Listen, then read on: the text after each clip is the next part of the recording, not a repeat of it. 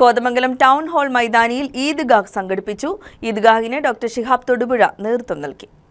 Kothamangalam town hall മൈതാനിയിൽ നടന്ന ഈദ്ഗാഹിന് doctor Shihab Thodupuzha നേതൃത്വം നൽകി. രാവിലെ 7:30 പെരുന്നാൾ നമസ്കാരവും തുടർന്ന് ഉദ്ബോധന പ്രഭാഷണവും നടന്നു. മഹല്ല് കമ്മിറ്റികൾക്ക് അതുപോലെ തന്നെ സംഘടനകൾക്ക് സമൂഹത്തിൽ ഈ വിഷയത്തിൽ വലിയ ഉത്തരവാദിത്തമുണ്ട്. ഒരു എക്സൈസ് കമ്മീഷണറുടെ വാക്കുകളിൽ നമ്മൾ കാണുന്നത് 17 വയസ്സാകുന്ന കുട്ടികളിൽ 70% വരുന്ന ആളുകൾ ഒരിക്കലെങ്കിലും ലഹരി രുചിച്ചിട്ടുണ്ട് അല്ലെങ്കിൽ അനുഭവിച്ചിട്ടുണ്ട് എന്നുള്ളതാണ്. നമ്മുടെ മക്കളെ ദീനീ പരിസരങ്ങളിലാക്കി തീർക്കുവാൻ നമ്മൾ ശ്രദ്ധിക്കേണ്ടതുണ്ട്. മക്കളെ ധാർമ്മിക ബോധവും മദ്രസയും നൽകി വളർത്തുക മാത്രമല്ല, അവരുടെ ജീവിതം ദീനീ പരിസരത്തിലാകാൻ നമ്മൾ ശ്രദ്ധിക്കേണ്ടതുണ്ട്.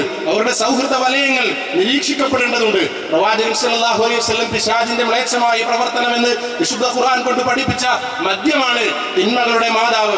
ലഹരി, എല്ലാതരം ലഹരിയും നിഷിദ്ധമാണെന്ന് പ്രവാചകൻ പഠിപ്പിച്ചു.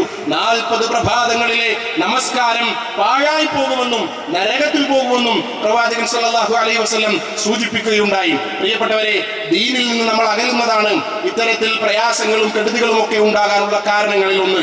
റംസാൻ മാസത്തിന്റെ വിശുദ്ധിയും ചൈതന്യവും തുടർന്നുള്ള ദിവസങ്ങളിലും കാത്തു സൂക്ഷിക്കണമെന്ന് ഖുതുബ പ്രസംഗത്തിൽ വിശ്വാസികളെ ഉദ്ബോധിപ്പിച്ചുകൊണ്ട് പറഞ്ഞു. തുടർന്ന് ലഹരി വിരുദ്ധ പ്രതിജ്ഞ ചെയ്താണ് പിരിഞ്ഞത്. നാടിനെ നശിപ്പിക്കുന്നവർക്ക് ഞാൻ കൂട്ടുനിൽക്കില്ല.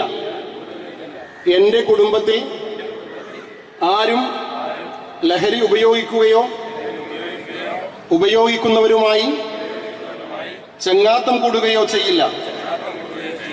KNMന്റെ നേതൃത്വത്തിൽ നെല്ലിക്കുഴി, വളാച്ചുറ എന്നിവിടങ്ങളിലും ഈദ്ഗാഹ് സംഘടിപ്പിച്ചിരുന്നു. News desk KCV news.